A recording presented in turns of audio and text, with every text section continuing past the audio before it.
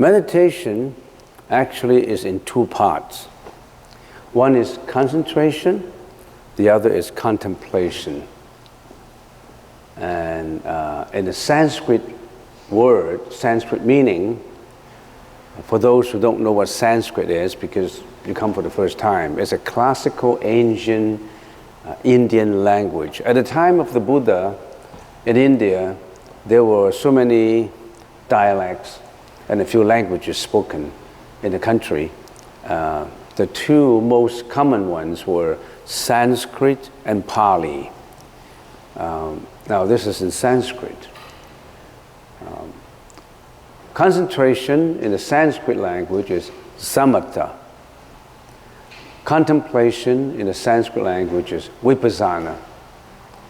And as far as concentration is concerned, there's so many ways to train one's concentration. The ways that we use is Anapanasati, the in and out breath, in and out thinking of the breath. So anapana, in and out, breath. That's the object of concentration that we use. Training one's concentration, you can use so many objects. A candle flame, a big bowl of crystal clear water. So many ways in doing it. But the Buddha suggested to us that we use the breath as the object of concentration. Why do we use the breath? We'll investigate into it. Why? Why do we use the breath? What's the meaning of the breath? So, concentration. So meditation is not just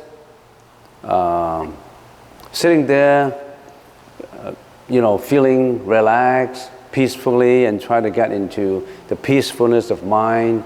It is broken into two parts. One cannot contemplate without concentrating. And our mind has been so tricky. It's like a desultory rooming of thoughts in our mind, and sometimes we don't know how we think, why we think. The thoughts just come up, maintaining its status, and then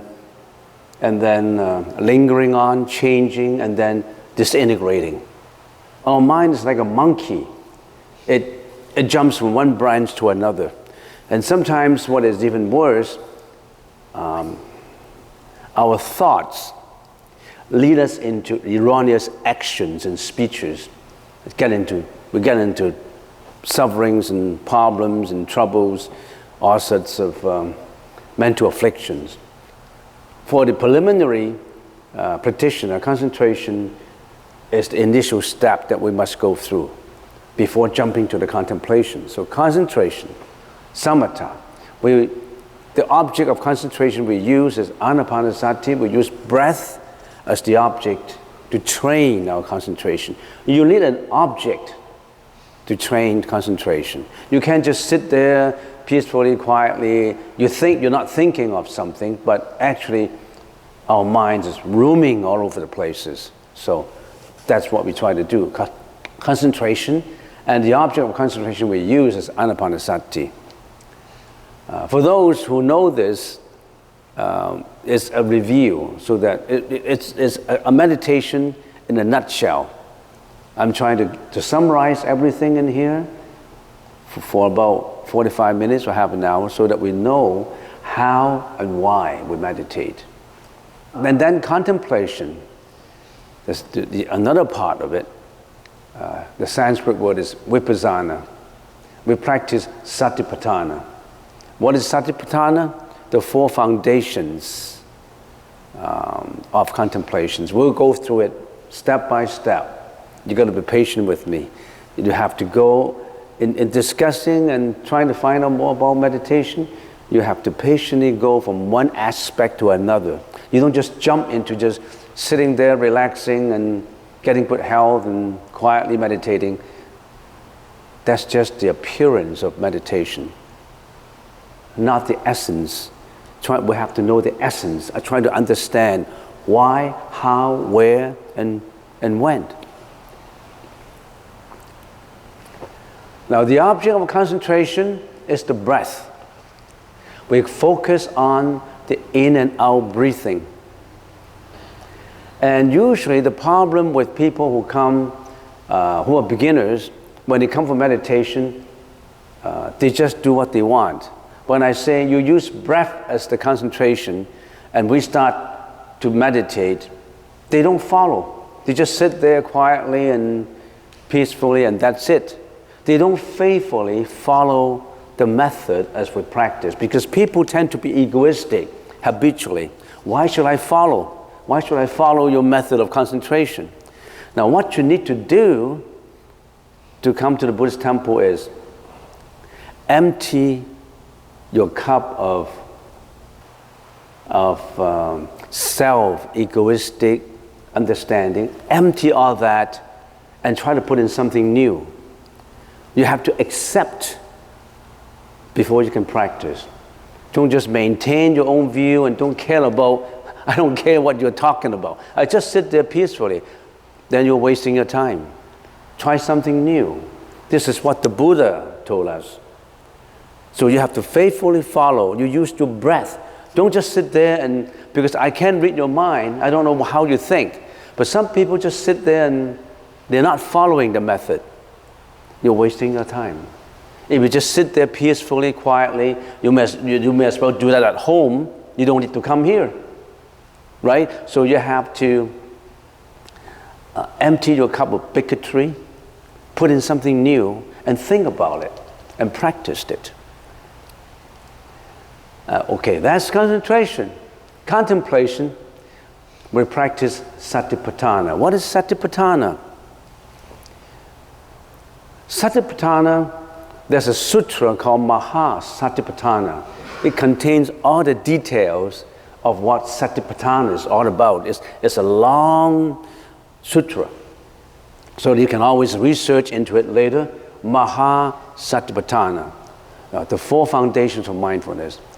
Contemplation of the body, contemplation of feelings, contemplation of mind, and contemplation of mind impressions. We have to explain every aspect of the four. We're just doing a summary. Concentration and contemplation, they're like the two wings of a bird. In doing meditation, you can't just concentrate without contemplation. You cannot just contemplate. You cannot actually contemplate without concentration. And meditation is not just sitting meditation. Meditation is in every moment of your life. Meditation involves not just in sitting, in walking and lying down, in any actions. Every second you are in meditation, you are in control of your own mind. Are we in control of our own mind? Mostly we're not. Most of the time we're not in control of our own thoughts. If you're in control, you won't be angry. If you're in control, you won't be jealous. If you're in control, you won't have anxiety, depression, guilt, fear, worry. You don't want those. But they all come up because you can't control them. You may think that you can control your mind, but actually we are not. We just let our mind going astray. We just let our mind going desultorily, like a monkey, jumping from one branch to another, a branch of greediness at one time, a branch of anxiety another time, a branch of depression, a branch of anger, a branch of greediness. We jump from one branch to another, non-stop. So, this is a general picture of what meditation should consist of. How to meditate. So focus on the breath, as we said. Concentration is focusing on the breath. Remember, that's the object of concentration, not on anything else. Why do we use breath? We'll continue to talk about it. And then we say, let go of the sultry thoughts, the contemplation part. Our thoughts have been wandering, roaming, desultory thinking, and sometimes we don't know why. 15 minutes ago, we'll concentrate on something, and 15 minutes later, we get angry, we get jealous. We may have daydreams. We may have sometimes even sexual fantasy. We don't know. Our mind roams all over the place, not under control. Sometimes you may think you control it. You can control it for a few minutes and then it's gone. Focus on breath. We call it present moment awareness. How present?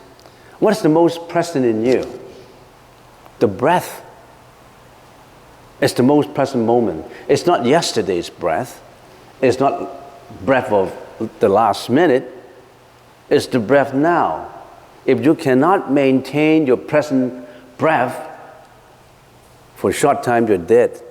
Why the breath? Why do we use the breath? Your breath is the most present moment. It follows you wherever you go and as long as you live, non-conceptually. Because every thought is more or less conceptual. But the breath, you do not have to conceptually think about your breath before breathing. It just comes naturally. It's non-conceptual. Anything that's conceptual is bias. You put your concept into it. You put your ideas into it. You put your personal judgment into it. Your internal commentator in you always put judgment on everything. But your breath is non-conceptual. You don't have to think about it to bring your breath along. But your breath reminds you to be aware of your body, aware of your present situation. Are we aware? What's the purpose of meditation? Is to let ourselves be aware of our own thinking, so that we put our thinking in the most meritorious way, the most beneficial way, the most meaningful way. And the breath is easy to remember and control. Can you control your breath? Yes, unless you're suffering from a cold, unless you have sickness that you can't control your breath. You don't have to remember to breathe. It's natural to you. It is the most akin to you as a focus object. It's the closest to you. What is more close than your own breath? It's even closer than your skin, your hair. It is inside. So if you don't use the breath, what do you use? You use a candle flame? What happens if the wind blows out the candle flame? So what is the most closest to you? It's the breath. So intelligently, the Buddha suggested to us that in getting an object of concentration, get the breath as the object of concentration.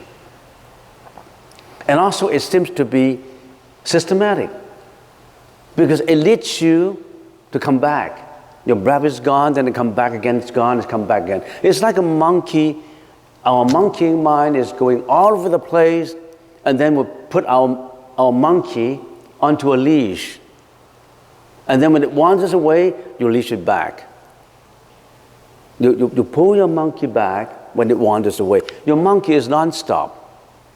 Sometimes greediness, sometimes jealousy, hatred, anger, depression, anxiety, guilt, you name them. Many, many mental afflictions. The monkey of mental afflictions. Sometimes the monkey may feel happy. Sometimes the monkey is compassionate, kind. But to most people, most of the time, the monkey is going astray in the wrong way. So, that's the breath. That's why we use the breath. So when you sit here, faithfully follow that. Don't just sit there doing nothing and just dozing away in your sleep. You're wasting your time. You have to faithfully follow your breath. It's not easy. You tried it out later. Now after this talking session, we're going to practice it, and you know how difficult it is to follow your breath. You may be able to do it for 3 minutes, or sometimes even 5, and then it goes away. You can't even concentrate on your own breath for 5 minutes. You try it out, you know later. And sometimes we think, and many medical doctors would think that way, meditation is good for people who suffer from ADHD. Because you can't control yourself in ADHD. You have to be always active.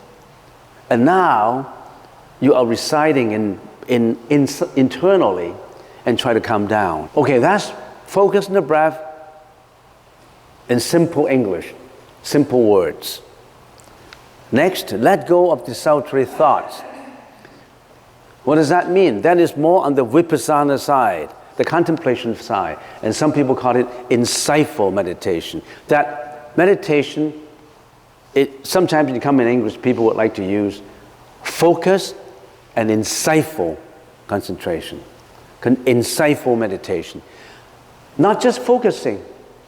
Focus, you don't need insight. But in contemplation, you need insight, you need wisdom. So focus is it's more or less not involved with wisdom, but contemplation is involved with wisdom. The higher the contemplation, the higher the wisdom. In the Buddhist term, it's called prajna. It's the Sanskrit language, it's prajna. A very high understanding of life, of reality. Prajna is a Sanskrit word. It's a very high level of understanding. So break the habitual perpetuation of attachment. How do we attach? We attach to many things. We attach to fame, wealth, many things we attach to. Sometimes we attach to anger, to jealousy, to greediness, to hatred, or even something we like. We're attached to love. We're attached to a marriage that was broken 20 years ago. We're still attached to the agony of it, or attached to the happiness of it. We always attach. Some people attach to drugs, alcohol. So how do we break the habitual perpetuation of attachment? Why do we have to let go? The breath deals with the present. And how about the past? Yesterday's agony, yesterday's love, yesterday's happiness. We always bring yesterday's agony onto the present table and think about it and get depressed with it. Something passed away many years ago. Occasionally, we bring it back on our present table, ponder on it and cry about it, and a lot of behavior is created out of it. So the breath deals with the present, the past, and the future, and we worry about the future. We always worry about the future. It hasn't come yet, but we think as if it's already here. Worries, anxieties. But the future hasn't come yet. You're worrying you are sick. But by worrying about it, will the sickness improve? It won't. But we habitually get worried about the future. That's a trap. We get stuck in it.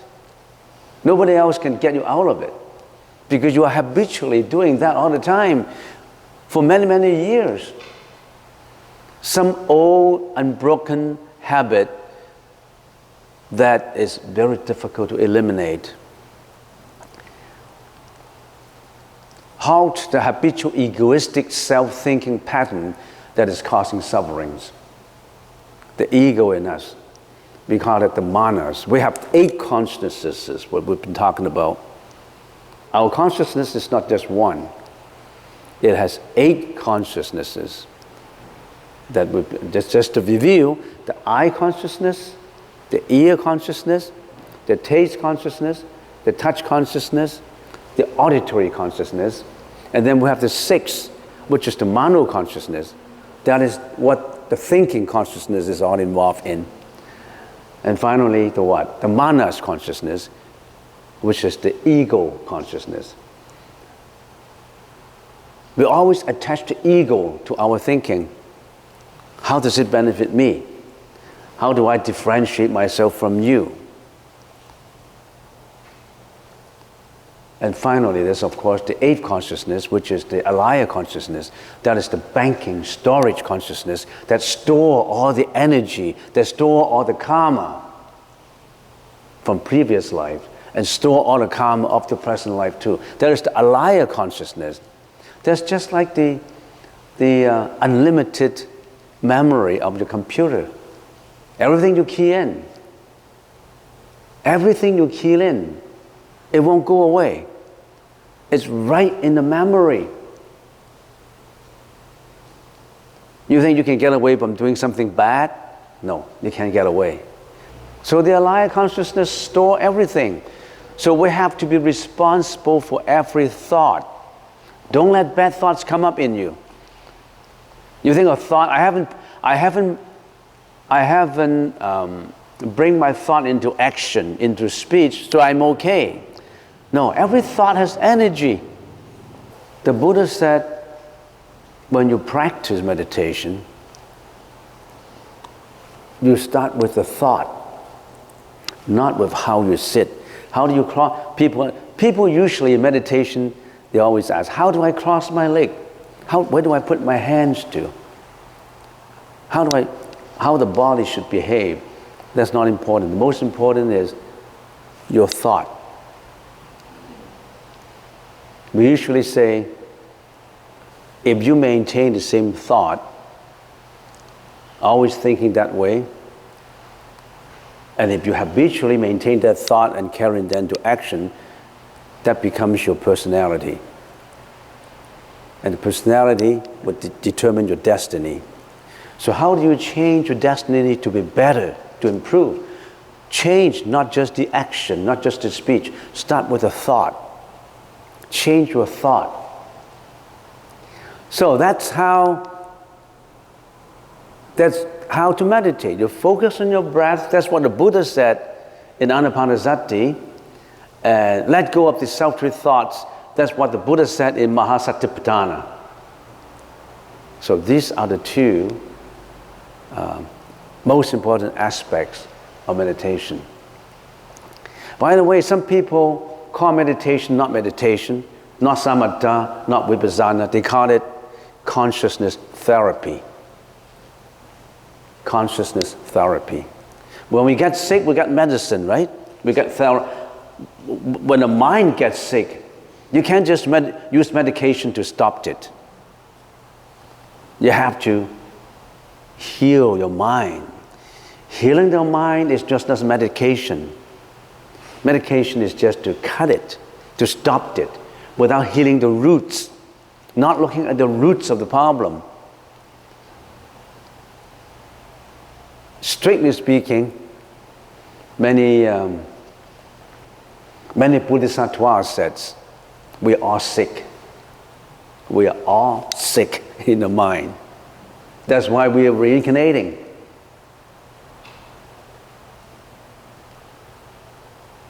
Do you recognize that we are all sick? Why do we get angry? Anger is a sickness. Why do we get jealous? Jealousy is sickness. Why do we get depression? Depression is surely a sickness. How do we heal it? Not just by medication. Get into the roots. Understand our own mind. That's the basis of medication, of meditation. Meditation is to research and investigate into our own mind. Not just getting blessings from an external source. If you can get healed just by blessings from an external source, and if that external source is all compassionate, He would have healed you already without asking. If there is an all compassionate God, nobody will be suffering, because He would have healed you without even you asking. You have to work and cultivate yourself on enlightenment. Even the Buddha said, I cannot enlighten it for you. You have to walk the walk, not just talking about it. The Buddha can only give us guidance. Can the teacher write the examination for you? Can the teacher say, I can write examination for you and you get an A? You have to write your own exam. You have to study it. The teacher can't study it for you. The teacher can only give you the guidance and the instructions and how to do it. He can't do it for you. So if you just say, I want blessings from God. If God is all compassionate and all promising, you don't even have to ask, because you know what you need. You can be as God as He is. But you have to work it out yourself. Don't wait. Don't wait for the next reincarnation. You know, we are all in samsara, you know. We're all in life and death. After this body is gone, after we died, everybody has to die. Who don't have to die? You raise your hands. Raise your hands. I don't have to die. You don't have to die? Your body has to die. Your eternal life may not have to die. But this body is just an apartment. As we always mention, this body is just an apartment, a rented apartment on a lease. It's a net lease. You have to furnish it, you have to look after it. It has a period. It has a term of at the most 100 years. And then you have to get out, you have to check out. You check in and you check out. Sometimes you think our body is just like a hotel. You check in your mother's womb, you get born, and one day you got to check out. There's no exception. You can't say, I don't want to check out. No, you have to check out. And during this period of 100 years, when you're living in your apartment, what do? Are you creating more bad karma for yourself? Why are we coming into this samsara? We call it samsara. It's a Sanskrit word, samsara. S-A-M-S-A-R-A. Samsara is life and death. Life is not just one-time deal. When the Buddha looked at the time horizon, it's in three aspects: the present, the past, and the future. Just like everybody will look at the time, they look at these three time dimensions: the present moment, the past moment, and the future moment. But as an individual, as a sentient being, our time horizon is very limited. The Buddha's time horizon is much more wider. When we talk about time, we only talk about yesterday, 2 years ago, 3 years ago, 20 years ago, 30 years ago, or the time when we were a baby in the mother's womb. That's the most. We never thought about previous life. People say, who cares? I don't know. But the Buddha said, every sentient being has previous lives. And then the time dimension of the future is not just tomorrow. One day, 2 days, 1 year, 2 years. It's the next life.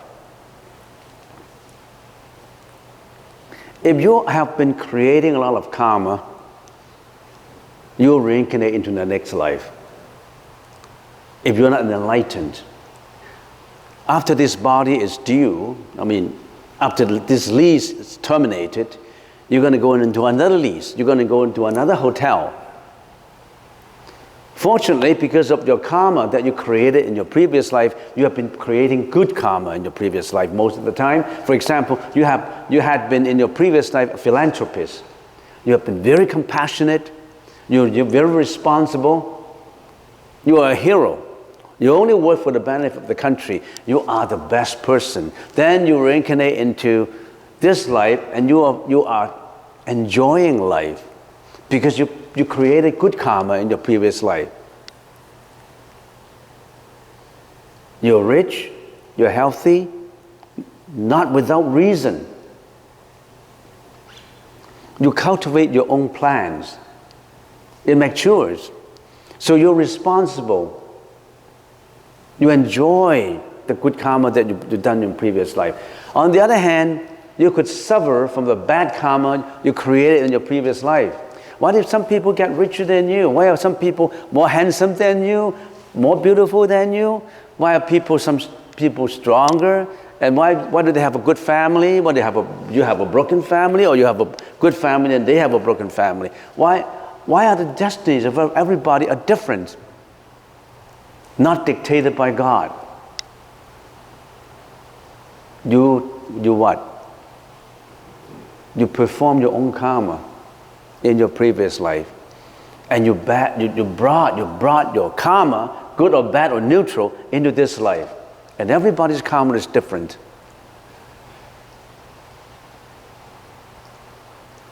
And usually the sutra says, if in this life you are very beautiful, for example, some sutra says you have been practicing endurance in your previous life. You always smile. You can always endure with difficulties. You're always respectful of people.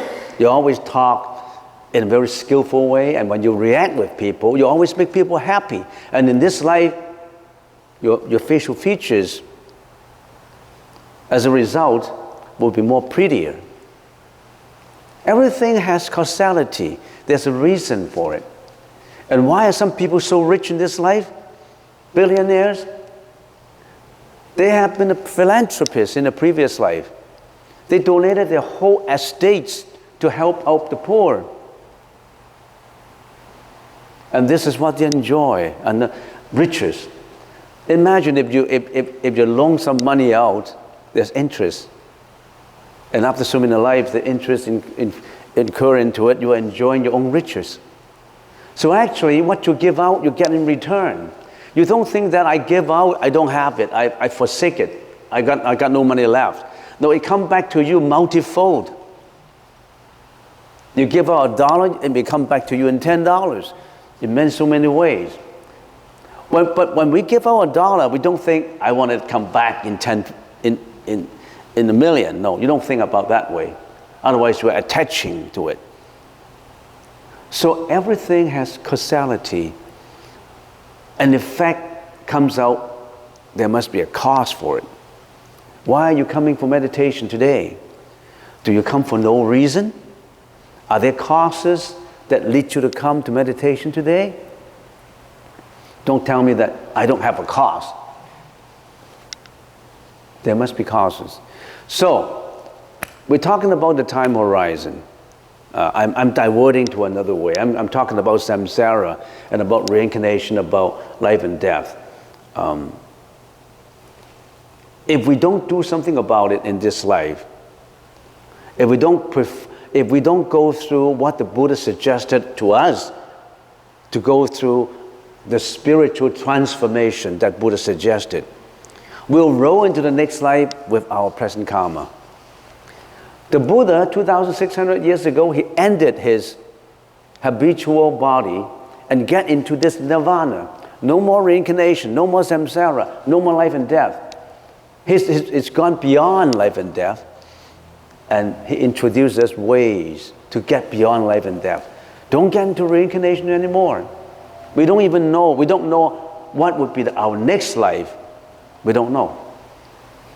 And according to some sutras, it says, usually, the next life is going to be worse than this because of what you have done in this life. What you have done in this life, you know. killing, lying, slandering, sexual misconduct, stealing, greediness, hatred, anxiety. And sometimes we're compassionate, we're helpful, we're beneficial. But how much of it is good and how much of it is bad? You probably know more than I do because that's what you did. So, getting back to, I have more to say about reincarnation, samsara, but let's get on to the topic. Otherwise, I will be roaming like a monkey all over the place. So, let's get into how to meditate. Meditation. Focus on breath and let go. Follow it faithfully. Don't just sit there and not following it. As I said, we use the breath as our object of concentration. When you're sitting there, not using that, you're wasting your time. You may as well relaxing at home. Why do you have to come here? If you're not following the instructions as practiced by the Buddha, which I introduced to you. Now, our senses, let's go faster. This is our external sales lady. In our body, it's like a company with external staff. Our eyes, our ears, our nose, our tongue, our body are the external staff of this body company. They are interacting with externalities. And in the process of interacting with externalities, we attach, we interact, we perform. Imagine if you don't have these senses, how can you interact with externalities? When you interact with externalities, you carry out speeches and actions which brought you karma. So in order to meditate, you have to stop your externalities for a time, because when your externalities are interacting with, when your senses are interacting with externalities, you are attached. So eyes attached to matter. When we say matter, anything that is made up of molecules, protons, electrons, all this is matters. Eyes see objects. So eyes interacting with all objects, all matter, all things that they can see. Ears with sound, nose with smell, tongue with taste, and body with touch, tactility, bodies with touch. And this touch also means the interaction of the body inside, the organs, everything. So your internal organ is also interacting, not just the external eyes, ears, nose, tongue. So everything about your body, you are interacting with all these: matter, sound, smell, taste, and touch. No exception. Your eyes cannot listen, only your ears can. Your ears cannot see, only the eyes can. Your eyes cannot taste, only the tongue can. And then you also have the mind, which is the thinking mind, interact with all the thoughts that's created in the mind. That's the internal reaction. And then there's the manas, which is the self. You always have this self in you that grabs onto habitual thinking. In meditation, what do? Because when we're not interacting, when we're not meditating, our senses are interacting, like you're interacting with me, you're looking at me, you're listening to me. But in meditation, you're trying to purify that. You're trying to stop those externalities for a while and go into the internal peacefulness and tranquility of the mind. So in other words, you cannot have factory production sound all vibrating into your ears and meditating. No, you cannot do that. Or you cannot have a show going on and you look at the show, entertaining show, and then you have a meditation. You can't do that. When you're eating, you cannot meditate, right? So you have to shut off all these externalities that disturb your mind, that interact with your mind. So how do you do it? You have to let go of matter. When you close your eyes, you let go of matter. So when you are meditating, you don't open your eyes and try to look at who is in here and who is not. So you have to close your eyes so that your eyes are not interacting. Because when your eyes are interacting, how can you meditate when you are watching television? You cannot. So you have to let go of, I'm letting go of attachment to colors, to TVs, everything. I want to meditate. I want to go internally within. So you have to let go, close your eyes, let go of matter. So that's the reason why when you're meditating, you're closing your eyes, right? You can't open your eyes and meditate. How about the ears? You have to let go of the sound. You cannot listen to radio. But we have yet more to say about letting go of sound. Because when you're meditating, sometimes you cannot let go of the snoring of the guy who's meditating next to you. Because you're sleeping. So you still can listen to the sound. So you have to let go, you have to let it flow out from the other ears. In other words, you cannot attach to the sound produced surrounding you. You have to let go of that. You need training to do that. Nose, smell, you have to let go of the smell. That guy who is meditating next to you is sweaty.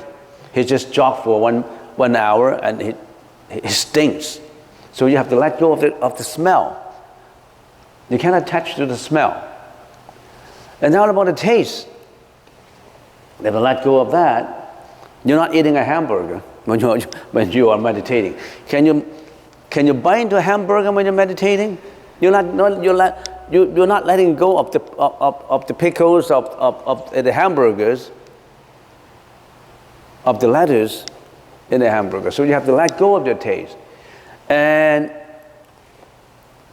body, you cannot let go. Because your body, the touch is the breath. The breath, the in and out breath still touches your nose. So you only have the breath, which is the object of concentration, left. No more matter, sound, smell, taste, but there's still a tactility, the touching of the breath in and out. That's the only object of attention that you should still have. And how about thought? We have to go deeper into that. Attention on present breath, live your present moment here and now. No internal commentator, because everybody has an internal commentator. You always put comments, egoistic self-comments on everything. We stereotype, we label things. This is good, this is bad. This guy looks ugly. This guy looks handsome. You always attach your internal commentary on everything you see, everything you listen to. No exception. You have to break that habitual continuation of the sultry thinking of the present, past, and future. That's very difficult. Well, I'm only giving you a summary of what we should do. Self, let go, only in and out breath exist. So meditation is to let go of many things. Can you let go of these? If you can't let go, you may as well leave. You don't need to. I can't let go of sound. I can't let go of yesterday. I can't let go, of many things. So why are you sitting here? You're wasting your time. I want to open my eyes when I'm meditating to see this is color, this is a good color, this is a hall. I want to listen to snoring. I mean, how can you meditate? So many things you have to train yourself to let go. The only focus of attention, the breath, is still there. And the magic of using the breath is by concentrating on the breath, you automatically let go of matters that you see, of sound that you listen to, of the smell that you taste, that your nose breathes, and of the taste that your tongue is tasting. So in other words, when all your concentration is on the breath, I'm breathing in, the air is coming in cool, it touches my nostril, now it gets into my body, and then it lingers onto the body and it comes out. When it comes out, it's warmer than it comes in. I feel it. Then all your concentration is on the breath. And when that concentration on the breath lingers on, magic comes. The power comes. Because you have a span of concentration which you don't have, you may not realize it. You don't have that concentration. The higher the concentration that you have, the higher the power of tranquility, the higher in the cultivation of wisdom. That's the reason why what determines a bad student and a good student. A good student has to have a long span of concentration. He can concentrate on reading a few pages. A bad student even can't concentrate in a paragraph.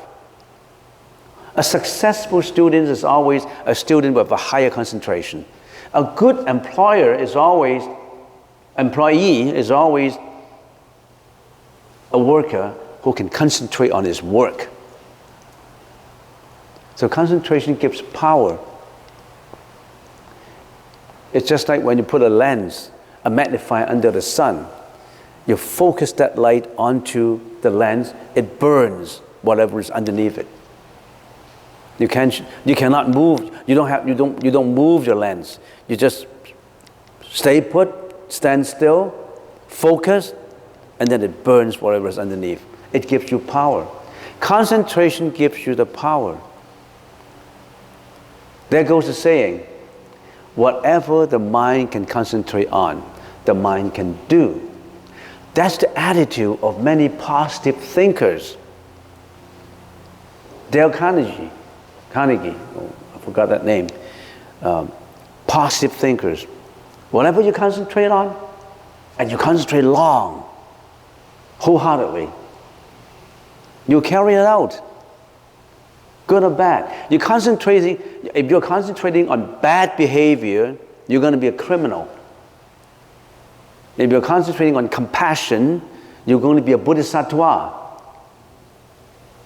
If you're concentrating on spiritual transformation, you carry it with perseverance, you're going to be a Buddha. You're going to transcend life and death, transcend samsara.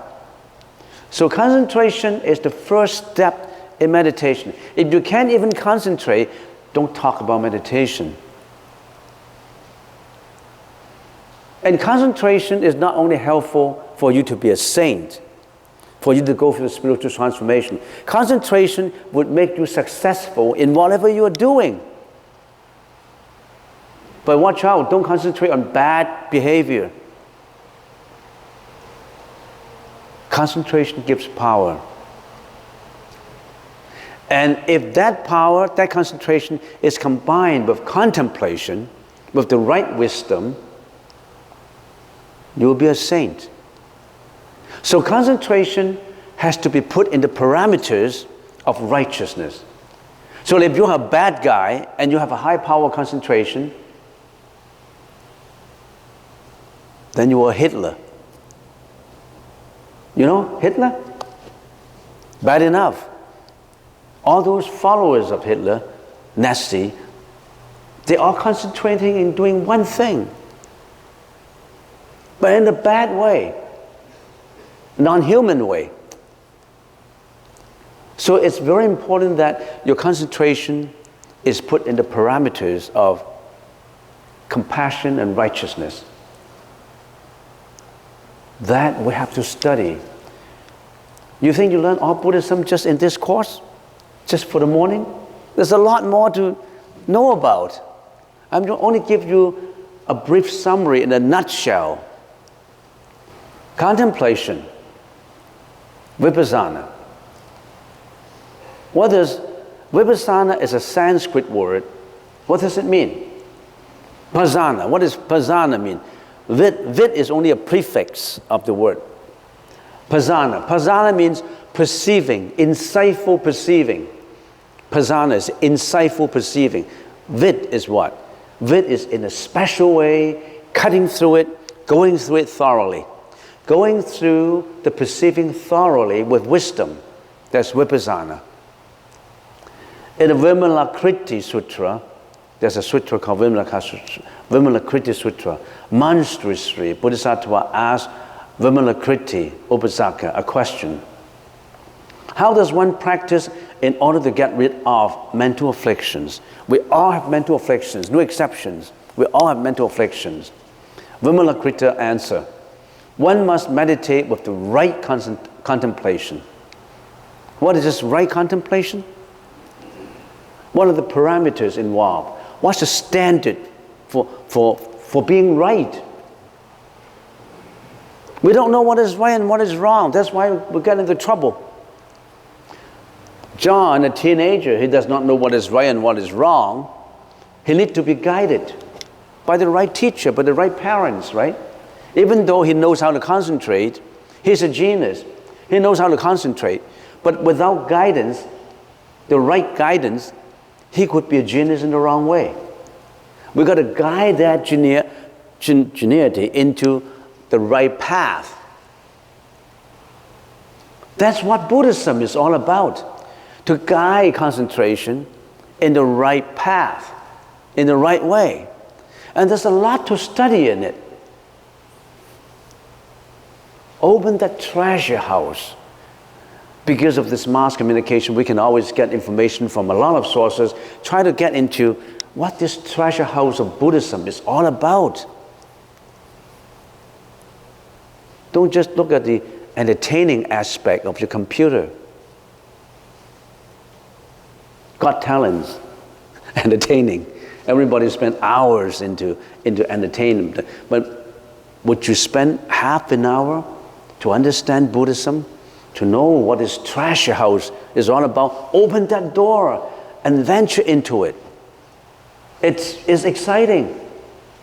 It's just like when you're meditating, some people say meditating is boring, it's quiet. But meditating is like looking into your inner world of your mind. And when you open that inner world, you will find a lot of mystery in it. You can't even imagine. The more you get into it, the more you find. And some people, when they get into the deep part of it, they could even find their previous life information. But that's not the purpose of meditation.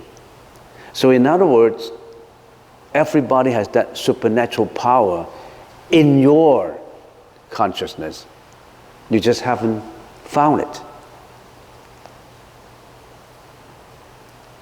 And it's interesting to find it.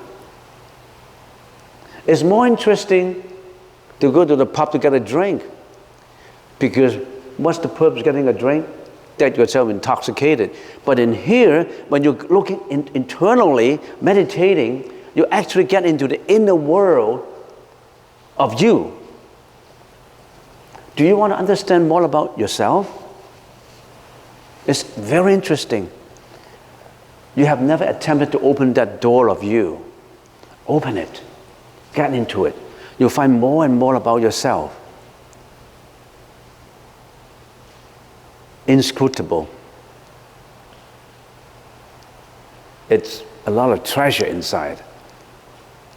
On the other hand, you could find a lot of trash inside. When you open that big box of mental afflictions that you have stored in there, your jealousy, your hatred, your greediness, your depression, all stored in there waiting for you to clean it up. What is meditation? Part of the meditation is to clean up your garbage. Don't you have to clean up your garbage, the garbage in yourself? You don't think you have a lot of garbage? I know I have a lot of garbage in myself. I have been building up greediness since many, many lifetimes ago. My greediness, my hatred, my depression, my guilt feeling, my anxiety. Meditation, part of it is to sweep it out. Clean up your garbage. They stink. The more you clean it up, the cleaner you are. Nobody can clean it for you. Nobody can clean up your garbage for you, not even the Buddha. If the Buddha can help you and clean up all your garbage, he would have done so if he's all compassionate. What's the definition of all compassionate? Without you asking, he already have done it for you. All compassionate Buddha would not be thinking this way. I am the Buddha. You come for me to help. You come to me for help. Then I help you. No. He would have given you what you haven't even perceived. This is my last slide for the session. I skip a lot because I don't have time. I said, we're meditating, we're concentrating, we have contemplation. And we need the right parameters to put our meditation in. So in other words, If you are a meditator, at the same time you're not guided by the right approach, you could be directing your meditation into the wrong way. So the Buddha said, everybody's meditation has to be guided by the right parameters. And these are general framework of all the parameters that we should know. So in other words, if you're always involved in sexual misconduct and you meditate every day, you think you'll be successful in becoming enlightened? You're doing the wrong behavior on the one hand and you're meditating on the other hand. You are drinking poison on the one hand and you're getting nutritions on the other hand. Poison and nutritions, they contradict each other. So if you're getting nutritions, like what a meditation is all about, on the other hand, you're not taking poisons. If you have bad behavior, you're taking poison. So these are the parameters. So the three components of the Buddhist practice: moral virtue, in the Sanskrit word is Sila, in the Pali word is also Sila. Meditation, in the Sanskrit, in Pali it's samatha or samadhi. Insight, wisdom, in the Sanskrit language is prajna, and Pali is bhana. Now these are the threefold division of the Buddhist practice. So if you practice meditation, at the same time you must have moral virtue. So in other words, you're always meditating, but you are always involved in sexual misconduct. You can never be successful in meditation. You're involved with killing, you're involved with lying, you're involved with the wrong behavior. It does not matter how you meditate. You could be a master in concentration, but if your moral virtue is bad, you will never get enlightened. As a matter of fact, you will get into more and more mental afflictions. So you have to be guided. The first step in meditation is you got to have Sila. You got to have a high moral conduct. You all have to learn what is the definition, what is contained in what the Buddha was talking about in immorality, in moral virtue.